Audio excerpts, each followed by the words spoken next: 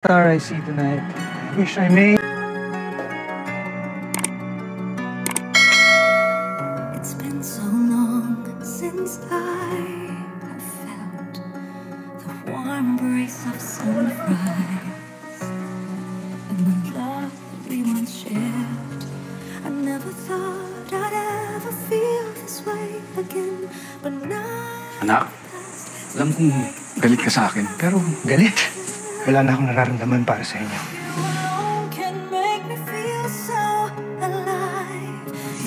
Kapag break ko naman, dinadalaw ko ng isa sa mga pasyente namin sa Mr. Lucio.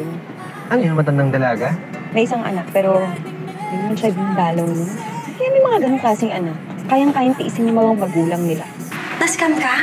Saan mo kinuha yung pambayad? Kasi nangla namin yung bahay. Kaya ganun ka-importante sa akin na maipasa yung board exam. Kaya kung gusto mo ng girlfriend, pasensya ka na. Hindi ako yun. Paano pwede may baka? Memot, hindi pa. Pag yan naman ilumambot, naku, sulit yung pagyantay mo. O, di maging magkaibigan tayo. Ayun sa'yo, masyado kang advance mag-isip eh. Wala naman ako maghintay tsaka magtiis eh. Kinuha nila ng TV, ano ba? Illegal itong ginagawa niyo, ah! Gusto niyo ng legal. Sana sa bangko kayo ng utang. Huwag mo suluhin yung problema mo. Hindi ako sanay na meron taong handang puruno. Masanay ka na. Nandito na ako.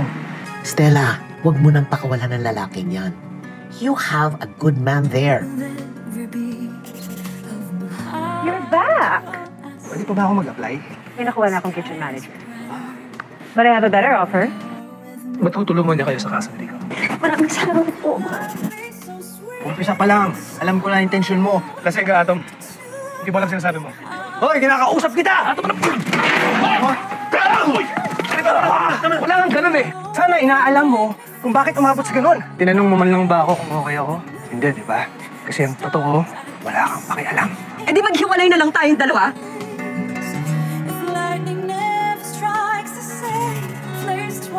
Hindi yung style mo yan, no?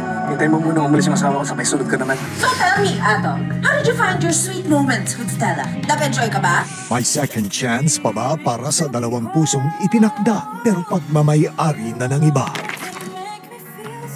Hey! Kung naging tayo, siguro sa'yo natin yun. When two hearts are meant for each other. Mas gusto ko yung sunrise kaysa sa sunset. Parang laging may dalang pag-asa. But life gets in the way. Will there still be love before sunrise?